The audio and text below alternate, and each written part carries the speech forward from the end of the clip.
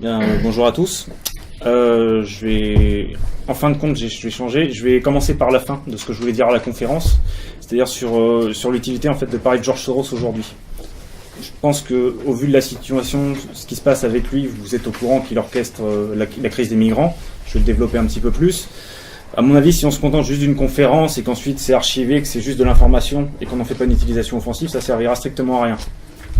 Donc, à mon avis, il faut faire exactement ce que Wayne Madsen a conseillé. Il y a un article qui a été traduit sur Saker francophone.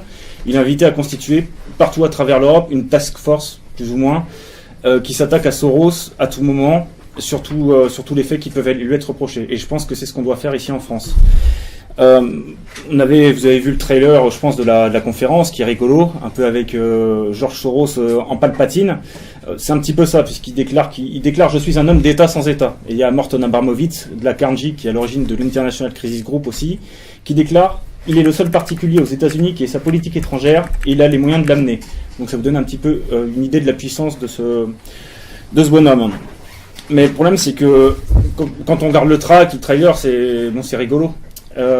Mais si vous voyez ensuite les résultats de ce que fait Soros, on se marre pas vraiment. C'est-à-dire que dans les fameuses sociétés qu'il réussit à ouvrir, c'est-à-dire où il fait de l'ingérence, où il renverse des régimes, vous voyez qu'il y a des enfants qui se font massacrer, il y a des pères de famille qui prennent des balles dans la tête, quand il y a des snipers de l'OTAN qui font l'Euromaïdan en Ukraine, sur la pulsion de l'International Renaissance Foundation de Soros, il n'y a pas vraiment de quoi rire en fait. Et il déstabilise des monnaies, et ensuite il va dire, oui mais en tant qu'investisseur, je ne me sens pas responsable des conséquences sociales et économiques de mes investissements.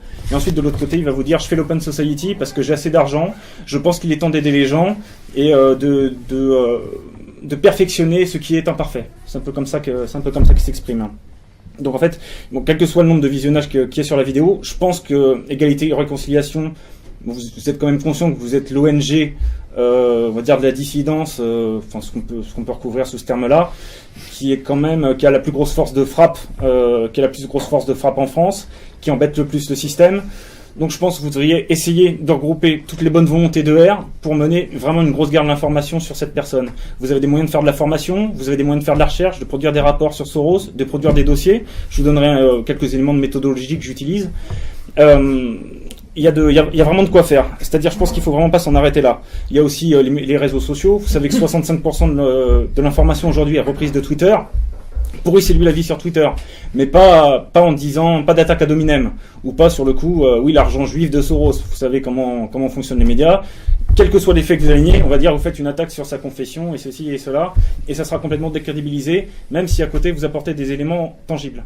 Donc, à mon avis, vous devriez vraiment essayer de regrouper un maximum d'informations sur lui, au jour le jour, avec ce qui sort. Il y a beaucoup d'informations actuellement qui sortent sur lui.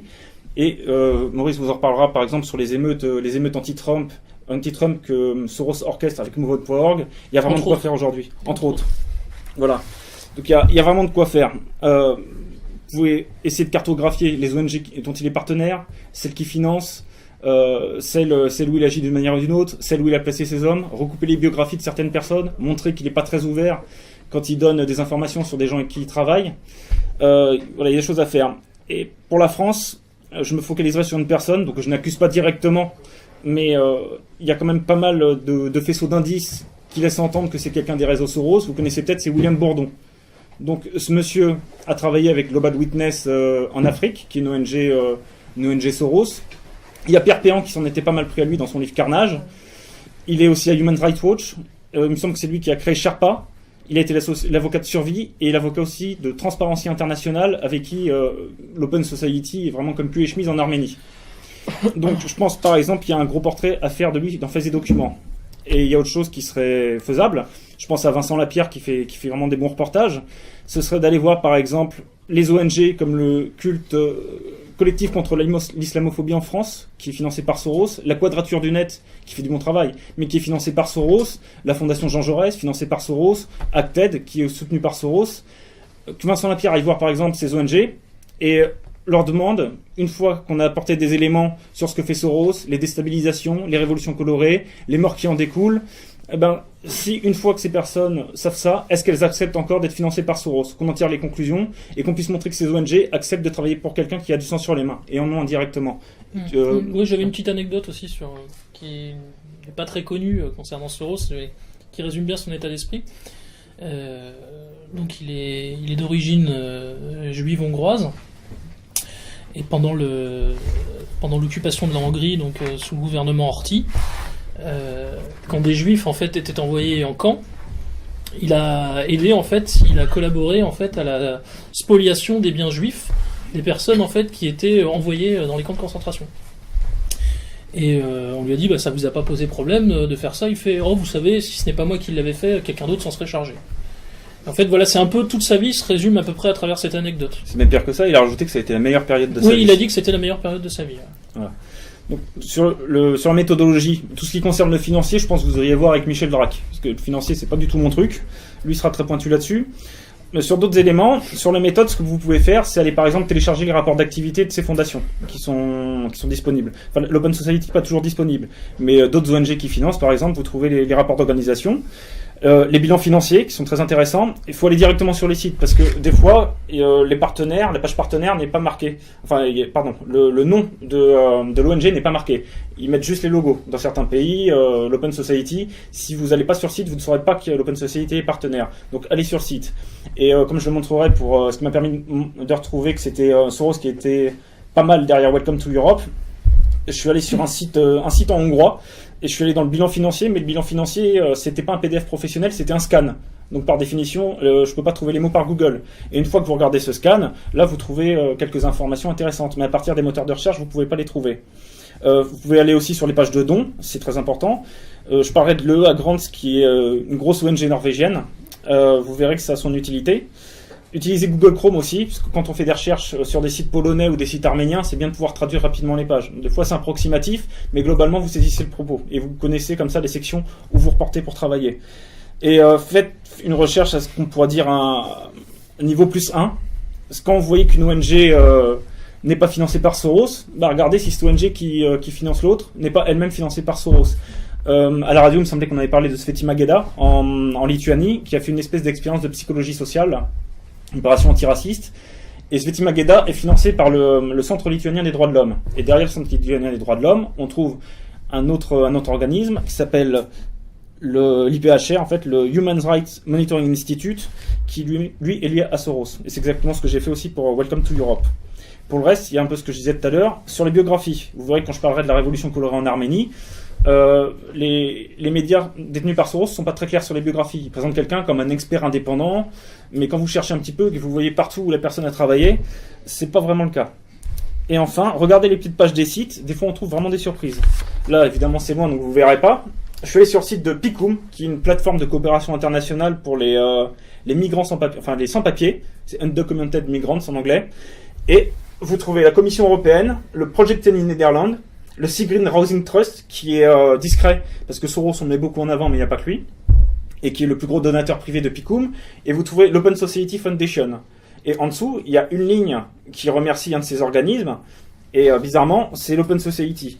On apprend que le site est soutenu par un don de l'Open Society, en coopération avec l'Open Society Initiative for Europe, des fondations Open Society. Pourtant, dans le bilan financier de 2014, c'est pas le plus gros donateur. Et on s'aperçoit d'ailleurs, c'est vraiment un hasard de calendrier qu'on retrouve un peu trop souvent, que en 2014, PICUM existe depuis 2000, en 2014, c'est la première fois que Soros fait un don à cette ONG-là. Et second exemple pour les pieds de page, il y a un site en Arménie qui s'appelle Eurasia.net. Et Eurasia.net, on se dit, quel lien avec l'Open Society? Vous descendez sur le pied de page et vous avez directement marqué The Open Society Institute. Comme ça, c'est très clair. Donc, c'est quelques éléments qui pourraient vous aider à faire quelques recherches. Et sur le reste, pour parler du bonhomme Soros, j'ai commencé avec une citation de lui qui se considère comme un homme d'État sans État.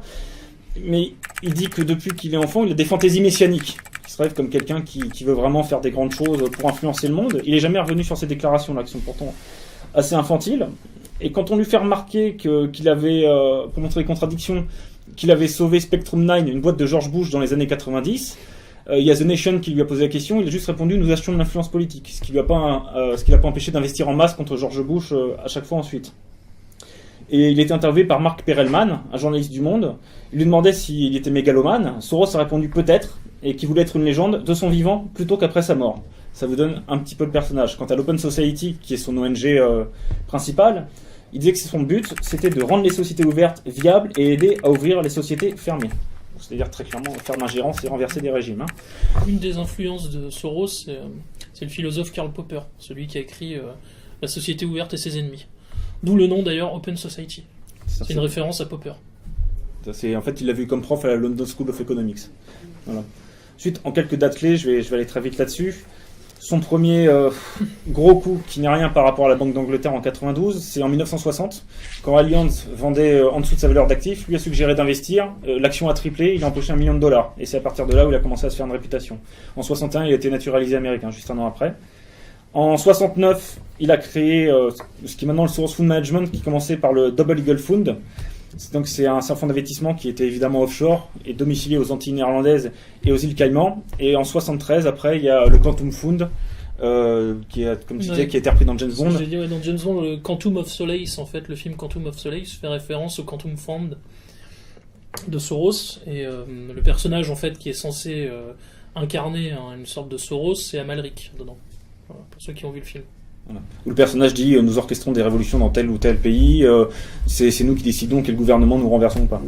Ça c'est intéressant. Bon aussi, Georges est un gros malin parce que à partir de 2011, ce hedge fund est devenu ce qu'on appelle un family office, puisque la SEC, la Security Exchange Commission, a décrété c'est le gendarme boursier à New York. Voilà, qu'il fallait un petit peu plus de transparence pour éviter ce qui s'était passé en 2008 avec la crise des subprimes. Il y a eu un gros lobbying, mais je crois qu'il n'y a pas Soros derrière, par contre, de pas mal de gens qui ont voulu exempter les family office. Donc ça a réussi à se faire, et les family office ne sont pas tenus de faire les mêmes déclarations que les hedge funds. Donc le Quantum Fund a tout revendu et ne gère plus maintenant que le Soros Fund Management, tout simplement. Donc ce qui lui a permis de faire un petit peu, comme on dit, d'optimisation fiscale. Voilà. J'ai une question, peut-être que tu peux me préciser.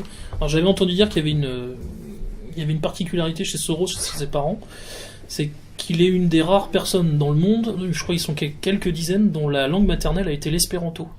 Ce qui est tout sauf négligeable aussi dans son CV, quoi. Ça c'est ce que j'ai vu sur Wikipédia, mais dans sa biographie qui est soi-disant non autorisée, qui est en fait éditée par une boîte du Council of Foreign Relations, et Soros y est membre, quoi. C'est pas le cas. C'est pas marqué en tant que tel. C'est repris par Michel Drac. D'accord. Et Michel, c'est Michel qui me l'avait dit, voilà. Mais ouais, tout ça c'est pas sûr en fait. Ce qui est quand même la langue mondialiste par essence, c'est l'espéranto, du Dr Zamenhof. Et pour revenir sur les dates, en 79, il crée l'Open Society. C'est à partir de là qu'il considère qu'il a assez d'argent et qu'il doit sauver le monde de toutes ses imperfections. En 81, même s'il a perdu de l'argent, il est élu meilleur gestionnaire d'argent au monde par le magazine Institutional Investor. En 92, c'est vraiment le gros coup qui le fait connaître un petit peu comme un sale type. Il a fait sauter la Banque d'Angleterre. Et en quelques heures, il a empoché $1 milliard. Donc les Anglais ont appelé ça le mercredi noir. Lui, il a rebaptisé ça le mercredi blanc. C'est pour donner une idée un petit peu des scrupules. Et je passe directement en 2008, qui est l'accession d'Obama au pouvoir. Et ce qui me semble une date très importante, parce que si vous analysez le classement Forbes de la fortune de Soros depuis 2004, vous voyez une bonne évolution. Entre 2004 et 2006, il reste assez pauvre, entre guillemets. Il est seulement à 7,2 milliards $. 2007, il passe à 8,5. En 2008, il passe à 9, donc ça reste un peu constant. En 2009, il passe à 11. Obama au pouvoir, et puis ça monte déjà un peu vite. En 2010, il passe à 14. 2011, bon, 14,5. Et en 2011 à 2012, il passe directement de 14,5 à 20 milliards $. Donc il gagne 5,5 milliards $ dans l'année. 2012-2013, bon, il redescend un peu à 19,2. 2013-2014, nouveau saut quantitatif, il augmente de 5,3 milliards $, pour passer à 24,5. Et ensuite, ça reste un peu constant. 2015, 24,2. Et 2016, 24,9. Mais bon, ça montre que depuis que Obama a accédé au pouvoir, la fortune a quand même monté de pratiquement 16 milliards $, ce qui est pas mal. Voilà. Et à produire quoi? Ben rien, il n'a jamais rien produit. Voilà, c'est-à-dire, il y a tel produit. Production est un gros mot là. Voilà. Je vais spéculer sur les patates. J'ai jamais fait pousser une patate, mais je vais spéculer dessus et je vais me faire du bouillon dessus sans un verre. J'ai jamais fait pousser une. Voilà, tout simplement. Mais c'est ça qui est hallucinant, c'est que cet homme a un pouvoir démesuré. Il a fait énormément de fric à Wall Street. C'est celui qui a fait le plus d'argent. Il a même fait plus que Warren Buffett. Warren Buffett, il prend des positions dans des boîtes assez sûres. Il investit dans Coca-Cola, bon, il sait que c'est tranquille. Soros, il investit compulsivement. Même s'il y a des pertes, ce qui compte pour lui, c'est d'investir rapidement pour faire des gros coups. Donc souvent ça marche. Et on verra que il fait pas mal d'influence pour que ça marche aussi. Mais voilà. C'est une caricature du spéculateur. C'est la caricature du spéculateur, en fin de compte.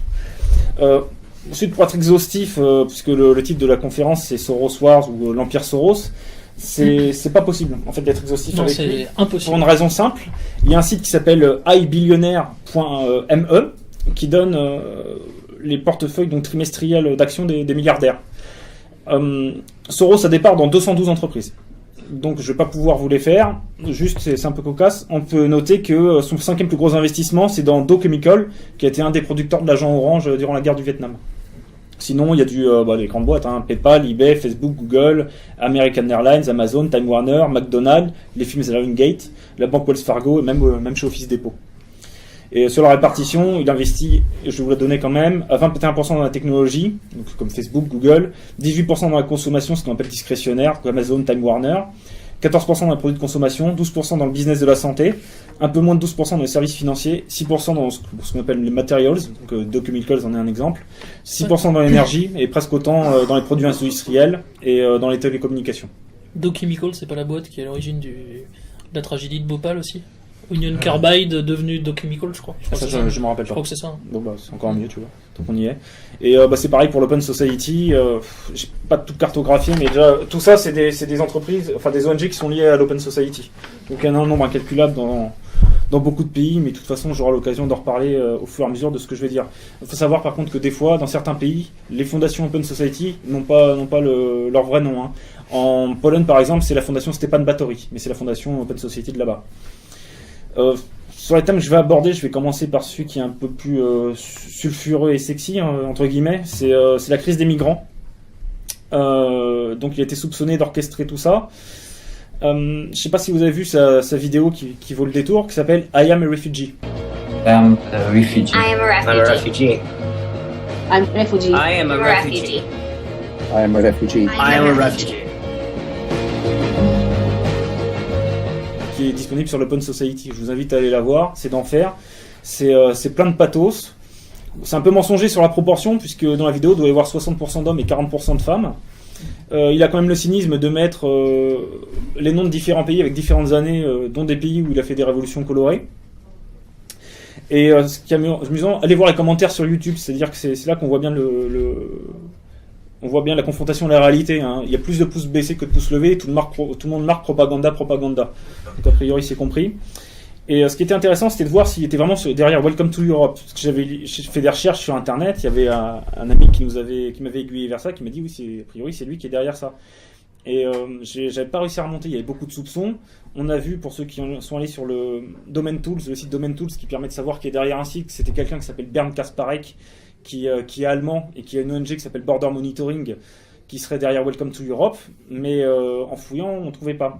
Et en allant sur ce site, Welcome to Europe, petit élément de méthode, allez juste sur la version anglaise, parce que sur la version française, il y a plein de pages qui n'existent pas. Donc le site complet, c'est la version anglaise. Vous allez sur les pages de dons pour faire un don, si vous voulez, ou pas. Et vous voyez que l'association parent à qui vous faites un don, c'est Border Monitoring. Et Welcome to Europe parle ailleurs de Border Monitoring. Ils exposent que il y a un projet Border Monitoring qui est en cours qui s'appelle Border Monitoring Project Ukraine. Donc vous cliquez sur le lien, vous allez sur ce site et vous regardez dans l'onglet Histoire qui est derrière Border Monitoring. Et vous apprenez qu'il y a le Haut Commissariat aux réfugiés et qu'il y a également un comité Helsinki hongrois. Vous allez sur... c'est ça, je vous parlais des scans tout à l'heure. Vous allez sur le site le comité Helsinki de Hongrie, qui est donc Finance Border Monitoring et donc Welcome to Europe. Vous allez sur le bilan de 2014 et c'est là que vous trouvez à plusieurs endroits qu'il y a bien en effet des financements de l'Open Society. J'ai retrouvé au moins 3 endroits. Le plus haut, là, c'est la Hawke Foundation, qui est dans pas mal de sales coups, mais qui est beaucoup plus discrète, qui est aussi dans le lobby énergétique et le lobby bleu. Mais vous avez au moins 3 financements de l'Open Society. Donc c'est en effet Soros qui influe pas mal sur Border Monitoring et Welcome to Europe. Et un autre élément en appui de ça, si vous allez sur le site Border Monitoring, il y a des rapports, il y a 1 à 2 rapports annuels sur cette ONG, sur un pays particulier, pour voir quelle est la situation des migrants à ce moment donné. Vous avez la Bulgarie, vous avez l'Italie, vous avez la Hongrie je crois qu'elle y est 2 fois d'ailleurs. Et il suffit de regarder les noms des gens qui écrivent les rapports et ensuite de faire des petites recherches Google pour trouver les parcours. Et il y en a plusieurs d'entre eux qui sont, en fin de compte, diplômés de l'Université d'Europe centrale, que vous connaissez peut-être, qui a été fondée par George Soros en 1991. Donc là, au bout d'un moment, il y a tellement de faisceaux d'indices qu'on voit bien que c'est lui qui est derrière Welcome to Europe. Et le fameux Bernd Kasparek, dont je parlais tout à l'heure, est également un des auteurs de ces divers rapports. Donc il s'arrête pas là non plus, il a financé créé même des ONG pro-migrants. En Grèce, bon, il a voulu être un peu discret, donc c'est pas une open society qui s'occupe des migrants, c'est une ONG qui s'appelle Solidarity Now, qu'il a au hasard de calendrier, qu'il a créé en 2013. Et cette ONG est partenaire d'autres organisations qui aident aussi les migrants. Il y a une grande qui s'appelle le Greek Council for Refugees, Desmos Direct, il y a Arsis, voilà, il y en a pas mal. Et il n'y a pas que ça. Sur les partenariats, je vous parlais de l'EEA Grants tout à l'heure, qui est une organisation pratiquement exclusivement norvégienne, qui donne beaucoup d'argent aussi pour les migrants. Et quand vous allez sur le site, vous allez dans la section ONG, programme civil, et vous voyez qu'il y a des opérateurs de programme, c'est-à-dire des gens à qui l'ONG donne l'argent et qui redistribue pour s'assurer l'opérateur programme redistribue pour s'assurer de la bonne marche de l'opération. Et en Bulgarie, en ce qui concerne les migrants, vous voyez que c'est l'Open Society Sofia de Bulgarie, donc. Et pour la Pologne, c'est la fameuse Stéphane Batory. Et notez aussi que Jonas Garstor, qui dirige ce EEA Grants, est membre du conseil d'administration de l'International Crisis Group, où on retrouve Soros. C'est-à-dire c'est vraiment un monde très petit. Ce dernier a d'ailleurs déjà rencontré Soros, et l'Open Society avait fait un rapport en 2013, s'appelle Les Somaliens en Norvège, les Somaliens dans les villes européennes, qui rendait hommage à la politique de la société ouverte de M. Garstor. Et vous avez peut-être vu, le 26 septembre, il y a Soros qui nous a gratifié d'un plan pour l'Europe en 6 points pour les migrants. Donc c'était contre Viktor Orban. Et Soros entendait, dit-il, défendre les valeurs européennes, celle du mondialisme en fait. Et on retrouve les mêmes éléments de langage que Welcome to Europe. C'est, vous savez, la frontière à l'obstacle. Notre plan considère la protection des réfugiés comme l'objectif et les frontières nationales comme l'obstacle. Voilà. Pour nous aider à nous délester du fardeau de notre souveraineté. Donc il commence évidemment par un réquisitoire contre l'absence d'une politique migratoire commune. Il critique l'égoïsme des États, ce qui est marrant parce que quand vous lisez sa biographie non autorisée, il reconnaît lui-même qu'il est quelqu'un de très égoïste. Voilà. Encore une fois, la paille et la poutre. Et d'après lui, c'est évidemment les demandeurs d'asile qui ont été les principales victimes. Si vous allez sur le site de l'Open Society, il n'y a pas un seul mot sur Cologne. Vous cherchez les archives, il n'y a rien du tout. Pas un seul mot sur cette histoire. Zurich. Non, pareil. Parce qu'il y a eu plusieurs villes. Non, ça, un oubli sûrement. Donc le plan en 6 points. Premier point, il dit que l'Union européenne doit accepter au moins 1 million de demandeurs d'asile par an. Comme on voit que ce qu'on entend publiquement, on voit d'où ça vient. Répartis équitablement entre les pays. Et à ce titre, l'Union européenne devrait donner 15 000 € à chaque demandeur d'asile pour chacune des 2 premières années afin de leur permettre de couvrir leurs divers frais. Donc pour cela, il serait possible de soulever des fonds en émettant des obligations, etc. Son jarabia financier. Et il dit aussi qu'il faut tenir compte des préférences des migrants en fonction de là où ils veulent aller. Espérons qu'ils ne veulent pas tous aller en France. L'Union européenne, deuxième point, doit financer le Liban, la Jordanie et la Turquie, qui ont 4 millions de réfugiés chez eux, soit 20 milliards d'euros, c'est-à-dire 5 000 par réfugié. L'Union européenne devrait également, je cite, aider à créer des zones économiques spéciales avec un statut commercial privilégié dans la région, y compris en Tunisie et au Maroc, pour attirer les investissements et créer des emplois pour les habitants et les réfugiés. Donc il n'y a pas du tout d'intérêt de business pour Soros là-dedans. Troisième, c'est que l'Union européenne doit avoir une seule politique migratoire, tout simplement, et établir des règles communes pour l'emploi et les prestations adéquates. Quatrième, et c'est là qu'on reconnaît aussi le rôle avec Welcome to Europe, qui a, ça je l'ai pas dit, mais qui a un espèce de live blog qui annonce au jour le jour les voies d'accès les plus faciles au travers des pays des Balkans pour accéder à l'Europe. Ça donne plein d'infos sur des manières de contourner, sur des manières de se faire aider. C'est assez intéressant d'ailleurs à regarder.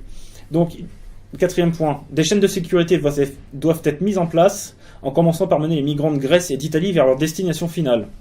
Ces chaînes devront ensuite être étendues afin de réduire le nombre de migrants qui risquent leur vie en traversant la Méditerranée. De ce fait, je cite, « S'ils ont une meilleure chance d'atteindre l'Europe, ils seront bien moins enclins à rester où ils sont. » C'est un petit appel d'air.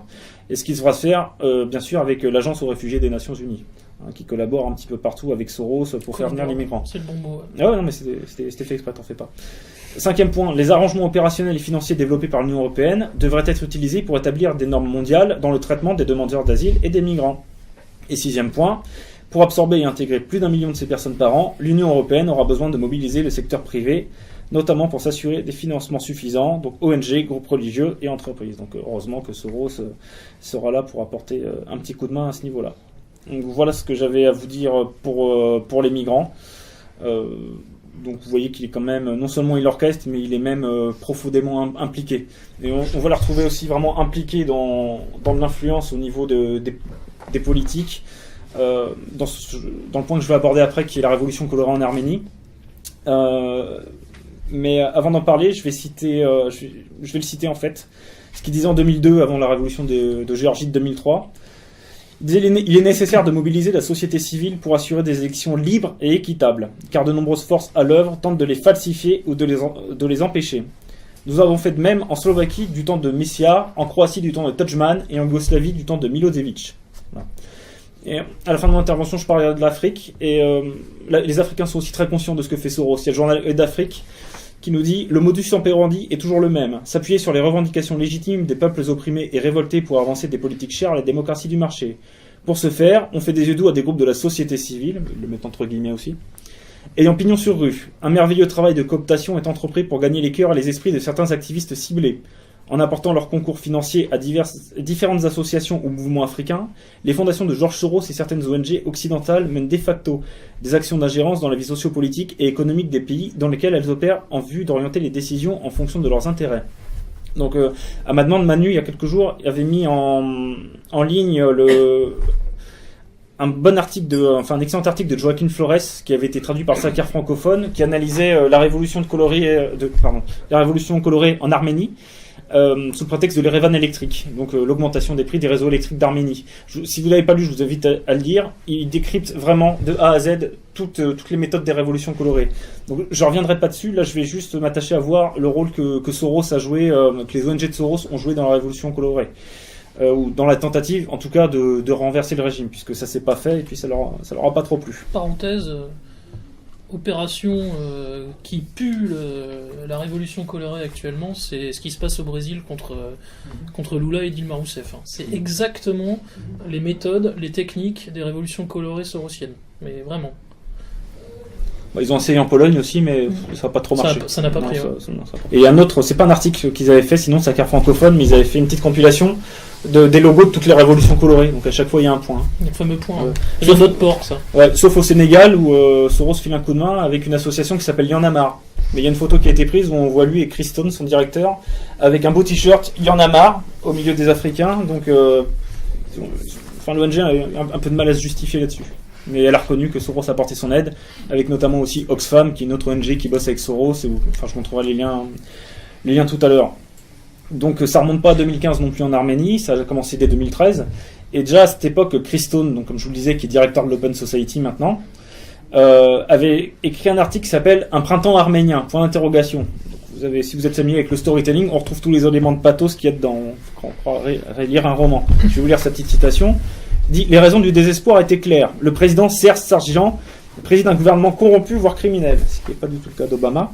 Un petit nombre d'oligarques dirigent l'économie et contrôlent ses marchés. La répression violente des manifestations suite à l'élection de Sargsyan en 2008, combinée à l'impact dévastateur de la crise financière globale en Arménie, la guerre sporadique avec l'Azerbaïdjan et l'échec des négociations frontalières avec la Turquie, ont substantiellement aggravé le cynisme, la pauvreté et le désespoir en même temps qu'il entraînait l'émigration. Mais, heureusement, un ancien ministre, je cite relativement obscur, a choisi de défier le président. Quelqu'un qui s'appelle Rafi Avinosian, qui n'est pas si obscur que ça, comme vous le verrez, et qui a reçu de nombreuses voix, mais pas assez. Mais ensuite, on vous fait la petite méthode du doute classique du storytelling, et Stone dit « De nombreux Arméniens sont convaincus que le président élu fut battu. » Et depuis, bien sûr, les foules sont galvanisées spontanément, il y a des étudiants, il y a même une association de femmes, etc. etc. Et puis le rôle de l'Open Society Arménie là-dedans, Stone dit bien que ses membres débattent avec inventivité de la manière de lier leur agenda politique pour une société plus ouverte à la nouvelle énergie des mouvements sociaux qu'ils déferlent dans la rue. Donc c'est du Palo Alto à 200%, mais en fait c'est comment faire en sorte que ça soit l'Open Society qui dicte le changement de régime. Donc le fameux Rafi Avinosian, est-ce qu'il est obscur? Là c'est un Arménien qui est né américain. Il a fait ses études dans les universités américaines, donc ça s'aggrave. Il est fondateur de l'Armenian Center for National and International Studies, dont tous les partenaires sont exclusivement américains. En 2001, il a fondé la National Citizens Initiative, qui a déjà participé à au moins un événement des réseaux Soros. Qui est National Citizens Initiative. et qui est organisé aussi par l'Open Society de Géorgie Et l'Eurasia Partnership Foundation, qui, comme son nom ne l'indique pas, est financé par l'Open Society. Et il a participé à un autre aux côtés de la directrice de l'Open Society d'Arménie et d'un membre du centre sur la mondialisation et la coopération régionale, je crois que c'est le nom complet, qui est financé par l'Open Society, hein, c'est arménien. Et un autre meeting de la société civile qui était financé par l'ANED. Donc c'est une espèce de société écran des services de renseignement américains, où Soros file également un billet. Hein. Voilà, donc le mec est pas si obscur que ça. Pour vous montrer un petit peu la tentative d'influer sur la réforme constitutionnelle qui a eu lieu en Arménie le 6 décembre dernier. Et je vais juste vous citer 2 événements avec les orateurs pour revenir sur ce que je vous disais sur les biographies de tout à l'heure. Et ensuite un article des médias qui sont contrôlés par Soros pour vous montrer qu'ils sont en fin de compte très obscurs sur les biographies des personnes qu'ils invitent.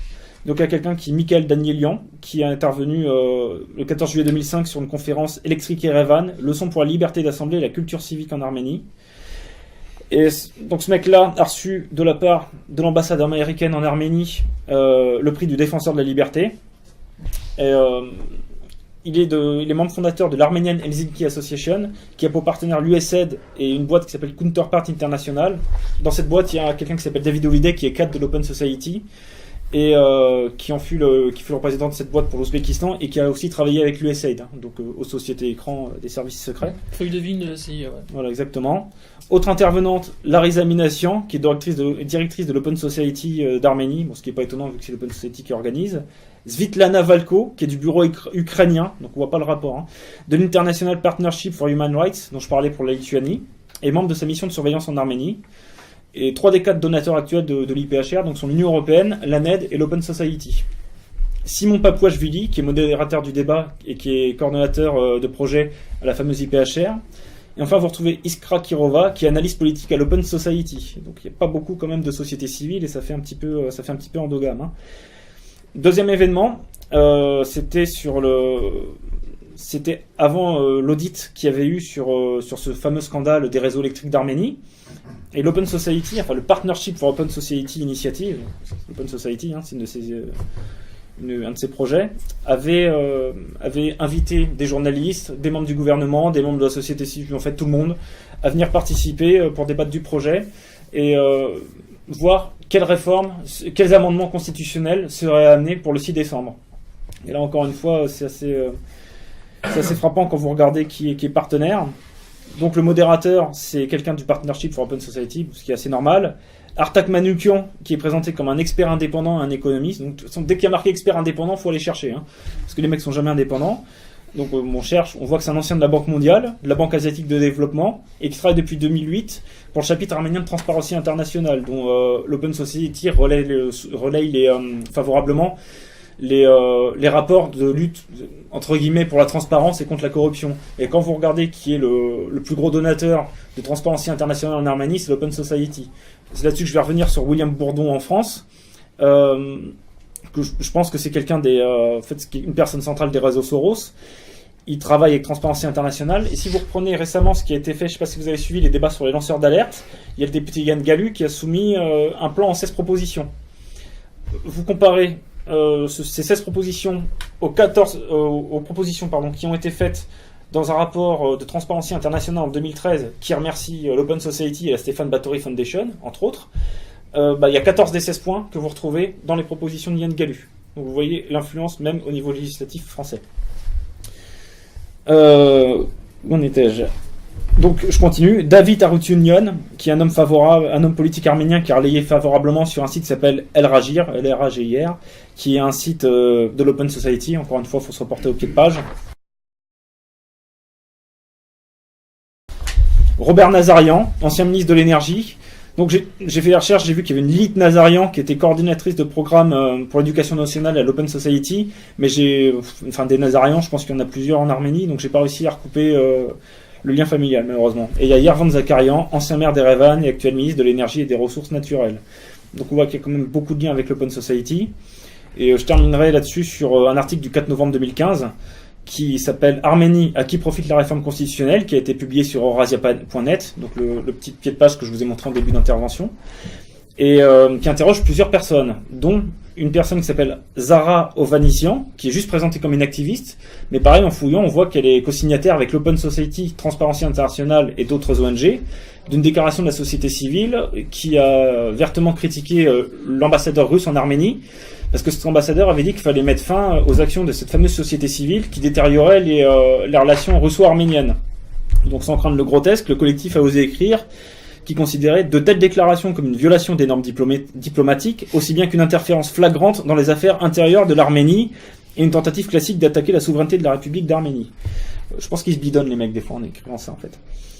Ensuite, vous retrouvez Stepan Danielian, qui est président du Partnership for Democracy Center, qui est en fait pas le vrai nom de cet organisme. Le vrai nom, c'est Collaboration for Democracy, et l'article de Razia oublie évidemment de préciser que cette organisation et son site parent sont financés par l'Open Society. Vardan Oskanian, ancien ministre des Affaires étrangères, et là encore l'article oublie de dire que cette personne est à l'origine de la Civilitas Foundation. Parmi ses partenaires, on trouve donc l'Eurasia Partnership Foundation, dont j'ai déjà parlé. Et petite cerise sur le gâteau, ce gars-là rédige des articles sur Al Jazeera, donc la chaîne du Qatar, où il dit énormément de bien de Kissinger, mais pas trop de la Russie.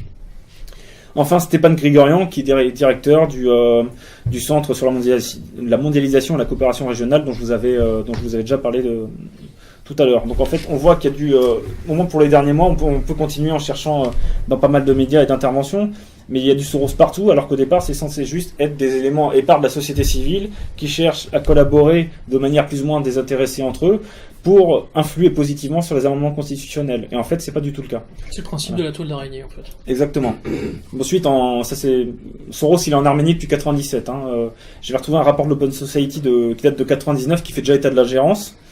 Qui a introduit une citation du président de l'Open Society d'alors, qui est, je sais plus si c'est le président national, parce que le président international de l'époque c'était Aryeh Neyer, qui est le fondateur de Human Rights Watch aussi. Il a été directeur de l'Open Society de 93 à 2012. Il disait: les assassinats du Premier ministre et du porte-parole du Parlement en octobre servirent à nous rappeler combien la mission de la société ouverte en Arménie est urgente et importante. Voilà, toujours cette Open Society. Et cette année-là, l'Open Society a filé plus de 2 millions de dollars à diverses organisations en Arménie. Donc 440 000 dollars à l'éducation, 434 000 à l'information, 263 000 aux médias. Et il y a une petite note en bas de page qui précise qu'il y a d'autres organisations qui sont soutenues par Soros qui ont donné pour 767 000 dollars en Arménie cette année-là, principalement pour des programmes éducatifs. Voilà. Vous pouvez ensuite... l'Arménie, c'est pas le plus sexy, mais vu que Joaquin Flores avait déjà exposé cette méthode de révolution colorée dans la rue, l'idée c'était de montrer un petit peu ce qui se passe dans les coulisses et l'influence de l'Open Society. Soros a aussi beaucoup d'influence sur le côté business. J'essaie d'aborder un petit peu tous les aspects. Donc je vais parler un petit peu côté ses investissements dans l'économie. Il investit beaucoup dans le business énergétique. Donc pour des raisons de temps, je ne vais pas vous parler du pétrole, mais il faut savoir qu'il a fait une grosse campagne de désinformation, d'attaque en réputation contre Halliburton, une grosse entreprise de BTP et d'exploitation pétrolière qui est un des poids lourds du Nasdaq de la bourse. Et composé d'une belle bande de fumier quand même. Mais... Ouais, exactement. Mais ce qui est bizarre, encore une fois sur les calendriers, décidément, il y a de ces complots, c'est que il y a le Revenue Watch Institute de Soros qui a fait un rapport qui s'appelait, je me rappelle plus le nom, qui est sorti en septembre 2004 qui incriminait Halliburton. Vous vous rappelez, Halliburton de 95 à 2000 était dirigé par Dick Cheney, qui était le vice-président de Bush. Donc c'est un moyen de taper Bush. En 2004, Soros a dépensé 24 millions de dollars contre Bush pour la campagne. Et donc le rapport sort en septembre 2014, et bizarrement l'élection a lieu le 2 novembre. Donc c'est encore évidemment un hasard de calendrier. Mais là, pour des faits plus d'actualité qui concernent également la France, je vais parler plus du business climatique dans les énergies propres et renouvelables. En 2009, Soros a dit qu'il investirait dans la Climate Policy Initiative, qui est encore une fois une ONG, à raison de 10 millions de dollars par an, sur 10 ans, ce qui fait pas mal. Et si vous regardez quel est le patron de cette ONG, c'est Stewart Peprin, donc qui est membre du bureau directeur, et qui est président émérite du Soros Economic Development Fund et un ancien vice-président exécutif des fondations Soros. Voilà. Jamais mieux servi que par soi-même. En septembre 2014, vous avez un groupe d'hommes d'affaires qui a fait un gigantesque emailing pour appeler à soutenir le plan agressif d'Obama contre le charbon. Le charbon, je vais en parler après parce que ça nous concerne aussi. Et derrière, on a vu qu'il y avait un comité qui s'appelle OFA, Organizing for Action. Donc il n'y a pas Soros derrière. Par contre, ce comité est financé par Democracy Alliance, qui lui est très largement financé par Soros, et qui avait fixé Organizing for Action pour une de ses priorités de cette année-là. Et donc ils ont invité à soutenir Obama contre le charbon, à mettre en avant le business des énergies propres, le business des énergies renouvelables, ce qui a marché, hein. Et cette CPI, cette Climate Policy Initiative, a été très influente à la COP21. Je ne sais pas si vous avez suivi un petit peu la COP21, qui était juste une énorme opération d'influence contre le charbon et rien d'autre. Pendant 8 jours sur 15, c'est-à-dire la moitié du temps, la CPI est intervenue. Il y a eu aussi Acted, la fondation George Soros, comme j'ai dit, qui sont partenaires de l'Open Society, qui sont intervenus. Et à quoi ça aboutit? Par exemple, pour la France, il y a Valls et Royal qui ont dit qu'ils mettaient fin aux subventions pour l'exportation de centrales à charbon. Voilà, ce qui impacte pas mal en fait notre économie. Il y a la CPI s'est félicité des décisions qui ont été prises. Il y a son directeur exécutif qui s'appelle Thomas Heller, qui a dit que c'était un bon compromis pour un bon accord pour le climat et la croissance. Bon, cette personne, je précise, est membre du comité consultatif du Revenue Watch Institute de l'Open Society. Voilà, une fois de plus. Donc, encore une fois, Soros va financer une initiative, et si on ne cherche pas, parce que les journalistes n'ont pas l'habitude de chercher, on ne sait pas que ce truc-là est complètement noyauté par des gens qui bossent avec Soros. D'ailleurs, elle a mis au point un autre site qui s'appelle The Global Landscape of Climate Finance, c'est donc une émanation de la CPI, et qui se présente comme l'inventaire le plus complet sur les investissements existants sur le changement climatique. Si vous êtes un peu familier de tout ce qui concerne la guerre économique, vous savez que dès que vous avez l'information plutôt que l'autre, enfin c'est même basique, hein, c'est là où vous arrivez à avoir des avantages concurrentiels. Je vais revenir sur le charbon. Pourquoi cette guerre contre le charbon ? Vous avez dû voir que nous, EDF, ça a vraiment impacté EDF. Alors, on aime ou on n'aime pas cette entreprise, mais c'est quand même une entreprise qui est financée à 85% sur deniers publics. C'est un outil de puissance de la France. C'est vraiment gigantesque. C'est un acquis du CNR. C'est un acquis du CNR. Et de début 2015 à fin 2015, l'action d'EDF a chuté de moitié. Là, on a appris que le directeur financier avait décidé de démissionner, que EDF est en état de quasi-faillite, et qu'il y a 3500 emplois qui seraient pas renouvelés cette année. Voilà, donc comme quoi, qu'on aime ou qu'on n'aime pas EDF, voilà l'impact sur les emplois et puis sur les gens qui cherchent du boulot, quoi. Mais l'intérêt de Soros de contribuer à taper sur le charbon, c'est pas évidemment pour sauver le climat, puisqu'il avait dit que le charbon c'était une balle fatale pour le climat. Mais sous l'administration Obama, il y a deux géants de l'énergie aux États-Unis qui s'appellent Peabody Energy et Arch Coal qui sont complètement cassés la figure. Peabody Energy, l'action est passée de $90 à $1, qui sont fait littéralement écraser. Et je crois que c'est Arch Coal qui en est à quasi faillite. Moi, je crois. Il me semble. Bref, une fois que l'action est tombée à $1 sous l'effet du lobbying de Soros et de ses copains, Soros a racheté. Donc lui qui déteste le charbon, qui est dangereux pour le climat, il a acheté pour 2 millions d'actions chez Peabody Energy et 553 000 actions chez Arch Coal. Donc évidemment, il y a des gens qui ont demandé à la Climate Policy Initiative de s'expliquer un petit peu sur cette manœuvre de Soros, mais il n'y a pas eu de réponse de l'ONG. Voilà, un petit peu la guerre économique. Ensuite, si on se demande qui a décidé, vous savez que Obama c'est un mariole, hein, il y a des gens derrière lui, et que Soros a énormément d'influence. Donc indirectement, la guerre économique qui a été menée contre le charbon en France, à mon avis, on peut y voir aussi la main de Soros. Voilà. Je voulais vous parler de Amesis, j'aurai pas le temps, donc je vais laisser de côté. Je vais conclure en parlant de l'Afrique et d'une opération de déstabilisation que Soros avait montée là-bas. Enfin, encore une fois, c'est les réseaux Soros. Hein. Quand je dis Soros, il faut comprendre ces ONG. Et c'était contre un autre champion français, pas non plus obligé d'apprécier, qui est Areva, et qui extrait 40% de son uranium au Niger. Donc là-bas, c'est avec Oxfam que l'Open Society a bossé. Oxfam, donc c'est une ONG qui avait fait on en avait parlé à la radio, qui a fait un rapport qui s'appelle Émission d'État avec les Amis de la Terre contre EDF et Engie. C'est comment les centrales de EDF et Engie réchauffent la planète. Et on avait remonté les financements des Amis de la Terre, puisque Oxfam n'avait pas encore publié les siens, et on voyait que derrière, ils avaient reçu 70 000 € de la part de l'European Climate Foundation pour mettre fin aux subventions contre le charbon. Donc on voit que sous prétexte de jouer le bon écologiste et de sauver la Terre, en fait, ils servent juste de mercenaires à une fondation qui est elle-même financée par des entreprises qui investissent dans le business des énergies propres et des énergies renouvelables. Voilà, une petite méthode de désinformation et d'influence. Et ce qui s'est passé au Niger, c'est que donc il y a un rapport qui a été produit et que Le Monde a rapporté fin 2013, en novembre 2013, qui parlait d'un partenariat déséquilibré entre Areva au Niger. Bref, Areva abusera un petit peu de sa situation. Mais encore une fois, on va regarder qui est l'auteur de ce rapport. C'est quelqu'un qui s'appelle Anne-Sophie Saint-Père. Et en recherchant un petit peu, on voit qu'elle est membre d'Oxfam, évidemment, du chapitre indien d'une fondation qui s'appelle Samata. Donc le site est complètement pourri, hein. Mais il est en très mauvais état. Mais quand vous allez dessus, vous voyez qu'il remercie quand même l'USAID et l'Open Society. Et elle est également membre de CEE Bankwatch Network, qui est une organisation qui a reçu des financements de l'Open Society et de Revenue Watch Institute de Soros. Donc encore une fois, on peut se demander, est-ce que c'est vraiment pour critiquer Areva ou est-ce que c'est pour mener une opération de guerre économique pour que, une fois qu'Areva se casse la figure et se fait éjecter du Niger, ça soit pas une grosse entreprise américaine qui prenne le relais. C'est une question rhétorique, hein. Par contre, même le scandale Areva Uramine peut être vu aussi à travers ce prisme. Hein. Oui. Mais de toute façon, dès qu'il y a, mais ça c'est ce que les journalistes devraient faire, c'est aller voir, enfin, ça serait aller voir à chaque fois pourquoi il y a une opération qui est menée. Toujours se poser les questions qui, quoi, où, quand, comment, pourquoi. Enfin, le pourquoi découle des 5 premières questions, des réponses aux 5 premières questions. Nous, on peut se demander pourquoi, par exemple, le monde Afrique a oublié de mentionner certaines choses sur le rapport d'Oxfam. Par exemple, ils n'ont pas dit que ça a été fait avec le ROTAB. Je suis désolé, je ne me rappelle plus exactement ce que ça veut dire.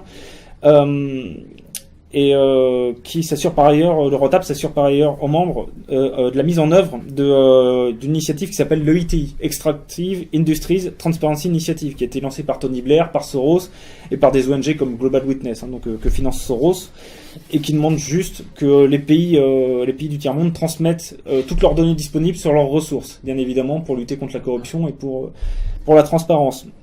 Mais en fait, le monde ne parle que d'Oxfam et parle pas du ROTAB, qui est aussi membre d'une initiative qui s'appelle Publier ce que vous payez, de l'Open Society. Mais c'est assez simple. Je sais pas si vous allez sur le Monde Afrique, si vous avez du temps à perdre, vous allez dans la colonne de droite, vous descendez un petit peu et vous voyez qui sont ces 4 partenaires. Vous avez l'Agence française de développement, la Banque mondiale, la Fondation Bill and Melinda Gates et l'Open Society Institute for West Africa. Voilà, ce qui peut expliquer quelque chose. Ensuite, en 2014, il y a l'Open Society qui s'y est mise et qui a à son tour commencé à attaquer Areva. Hein. Et au moins, le monde a donné la réponse d'Areva, et ça me semble une réponse sensée. Depuis 40 ans, l'État du Niger a perçu 871 millions d'euros, c'est-à-dire 85% des revenus directs. Areva, 129 millions d'euros, soit 13%, et 24 millions d'euros pour les partenaires directs étrangers, soit 2%. Il est important d'avoir conscience que 2 mines d'uranium ne peuvent financer seules le développement économique d'un pays de plus de 17 millions d'habitants. Bon, ce qui semble assez évident. Vous savez que ce qu'on appelle l'opinion publique fonctionne à l'image, à la guerre médiatique, à la désinformation. Donc si on reprend les actions, le cours des actions d'Areva depuis le 28 janvier 2011, elle a chuté de plus de 80%. Voilà, donc évidemment c'est pas monocausal, hein. Vous avez peut-être suivi, il y avait Thierry Doll, donc qui est un ancien otage Jacmi, qui à la fin de l'année dernière a dit qu'il porterait plainte contre l'État et puis contre Areva. Donc il y a plein de causes. Mais on peut se dire que toutes ces actions de déstabilisation, de guerre de l'information ont pu aussi impacter l'avenir de l'entreprise et sa situation. Je conclurai par en vous citant 2-3 brèves qui me semblent assez intéressantes pour comprendre ce que fait Soros en Afrique, qui ont été faites par une revue qui s'appelle Africa Mining Intelligence. Donc faut acheter le dossier sur Internet. Mais déjà depuis longtemps, ils ont compris ce qui se passait. En 2005, ils s'interrogeaient sur des possibles conflits d'intérêts concernant Soros. Donc, je cite la brève. Actionnaire d'une société présente dans la Joint Development Zone entre le Nigeria et Sao Tomé, George Soros finance également une enquête sur l'attribution des permis dans cette région. Le mois dernier, Adelino Pereira, procureur général de Sao Tomé, a initié une enquête sur les conditions d'attribution des permis dans la Joint Development Zone entre le Nigeria et Sao Tomé. Plusieurs des sociétés qui y ont obtenu des blocs ne disposent en effet d'aucune expérience pétrolière, mais ont en revanche des liens solides avec les présidences du Nigeria et de Sao Tomé. Adelino Pereira est aidé par 2 avocats américains, Dobiland Genkamp et Becky Jacobs, détachés par l'Internal Senior Lawyers Project, une ONG américaine dont l'Open Society, la fondation philanthropique de George Soros, est l'un des principaux mécènes. À Sao Tomé, Soros a déjà financé les travaux d'un groupe d'experts américains mis en place par Jeffrey Sachs, directeur directeur du Earth Institute de Columbia University, qui avait conseillé le président Frederick Menezes sur l'utilisation des revenus du pétrole et de la législation pétrolière. L'enquête du procureur général de Sao Tomé pourra cependant mettre les activités philanthropiques de Soros en porte-à-faux avec ses investissements. Principal financier de l'enquête, Soros détient également, via le Soros Fund Management, 3,99 millions d'actions du groupe pétrolier américain Pioneer, qui est actionnaire du bloc 2 dans la Joint Development Zone et devrait donc être visé par les investigations d'Adelino Pereira. En 2009, cette revue publie un article qui s'appelle « George Soros cible les opérateurs katangais ». Donc, spécialisé dans la veille des industries extractives en Afrique, le Southern Africa Resource Watch, financé par l'Open Society for Southern Africa, oui, parce qu'il y a OZIWA pour West Africa, il y a OZIZA pour South Africa. Pas de confusion. Pas Aziza, non. Financé par le ZIZA, veut de nouveau peser sur la renégociation des contrats miniers au Congo-K. Une vingtaine d'activistes de la société civile congolaise, emmenés par Claude Kamemba, directeur du Southern Africa Resource Watch, donc SARW, se sont entretenus fin mai avec le ministre des Mines et le gouverneur du Katanga. Voilà.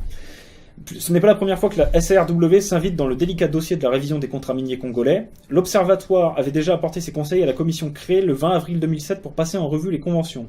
Dans le cas présent, Claude Kamemba a milité pour l'inclusion dans les contrats de nouvelles obligations en matière d'action sociale. Et enfin, début 2011, un petit article qui s'appelle « Soros fait ses emplettes ».